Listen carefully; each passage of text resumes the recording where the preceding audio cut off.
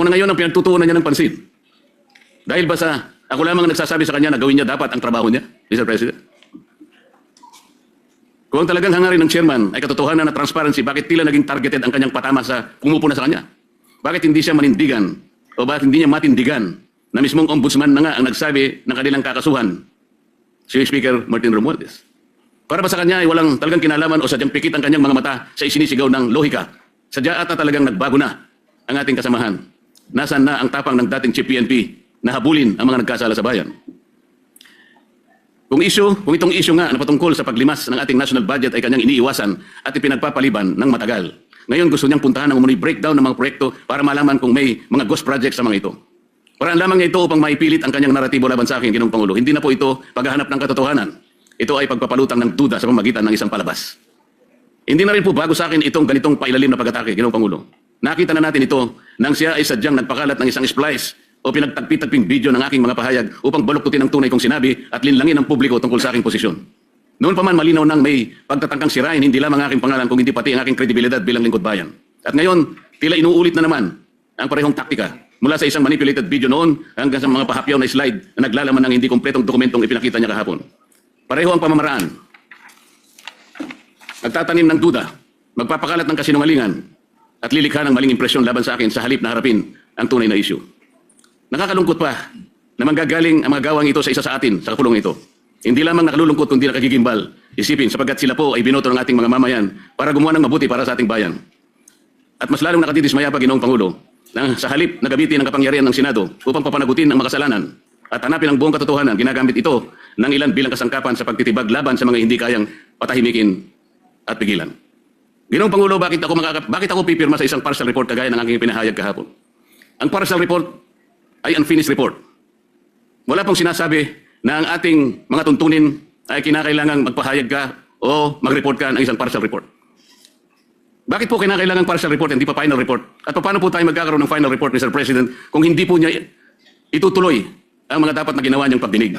Napakarami po ang dapat na ipatawag, gaya po ng aking ipinag-privilege speech ng mga nakaraan, Mr. President. Ngunit ayaw niya talagang tawagin ang mga taong ito.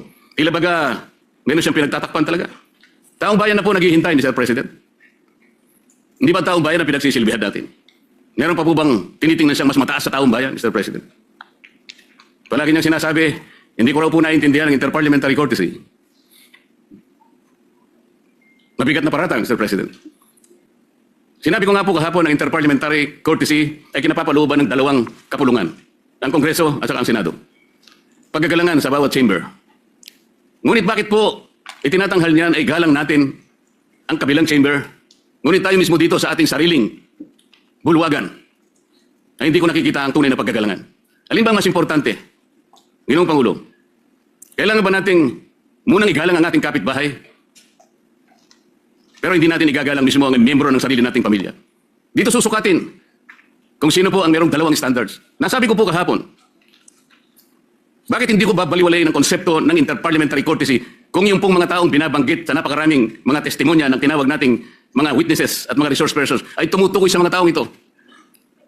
Gagamitin pa natin yon samantalang sinabi nga natin nilimas na nga ang pera ng bayan. Gagamitin mong pagtatakip dahil sa paggalang sa interparliamentary courtesy. Hindi ba sa unang-una pa lang sila nang hindi gumalang sa mga taong bayan na pinaglilingkuran natin? At sa kanya pong interview kanina umaga, nabanggit niya, ako po'y wala na raw sa hulog. Hindi ko na po maintindihan na tumayo siya dito at sinabi niya na ayaw muna niyang sumagot. He cannot yield to the floor until and unless the partial report has been signed by the majority. Madali pong intindihin yun, Ginoong Pangulo. Ayaw niya talagang ituloy ang pagdinig sapagkat gagawin niyang kondisyon na kinakailangan muna na mapirmahan ang partial report. Saan ka naman nakakita ng ganong klaseng pangangatwiran? Ang sabi ko po, ngayon ko lang nakita ang very highly unusual na patakaran para sa kanya. Sabi ko nga po, kung sinabi niya mismo, ayaw ko magpa-interpolate kahit kanino, lalong-lalo na kay Senator Marcoleta. Diretsahan, Mr. President. Tatanggapin ko yun. Ayaw niya bakit ko siya pipilitin? Ngunit kung gagawin niyang dahilan, kaya ayaw niya magpa-interpolate sapagkat gagawin niyang kondisyon na kailangan mapirmahan muna ang partial report, ino-hostage niya ang taong bayan, Mr. Speaker. Yun po ang hindi ko kayang tanggapin. Ano ito, takutan? Kaya niya ginawa yun? Kaya pala, Mr. President, kaya pala siya nag-privilege speech. Hindi dahil sa meron siyang gustong sabihin, para ipakita niya yung kapirasong sulat na yun. May nakalagay. Kung Marcoleta, 500. Yun po yung gusto niyang palabasin. Ganito na po tayo ngayon, Ginoong Pangulo. Bakit ko pipirmahan yung partial report. Isa po sa hindi ko matanggap-tanggap doon sa partial report ay yung isa sa kanyang mga rekomendasyon tungkol sa sino ang mga taong dapat na ipaghabla. Tingnan po ninyo, Ginoong Pangulo, doon sa kategoryang public officials categorized under recommendations for preliminary investigation, ang dami pong legislators doon. Pinangungunahan na po ni Saldico at marami pa pong iba. Sa mga intermediaries po, Mr. President, binanggit niya si Undersecretary Traigib Olaybar. Binanggit niya yung Maynard Ngu. Hindi ko po alam kung sinong Carlin Villayap, J.Y. De La Rosa, Mrs. Patron, Lawrence Cruz, John Paul Estrada, Mark Tiksay, alias Peng. Pero wala po yung Yusek Adrian Bersamin na siya mismong naghayag sa plenaryo nung nagkakaroon po ng plenary debates na po sa ating budget. Siyang naghayag mismo sa pangalan ni Yusek Bersamin at ayon sa kanya, niname drop niya ang pangalan ng Pangulo. Sinabi rin po ni Saldico, yung 30 Tamarin Street na kung saan isang bilyon ang nai-deliver ni Saldico. At ang tumanggap po noon ay si Yusek Jojo Cadiz. Napakabigat na akusasyon. Ginoong Pangulo.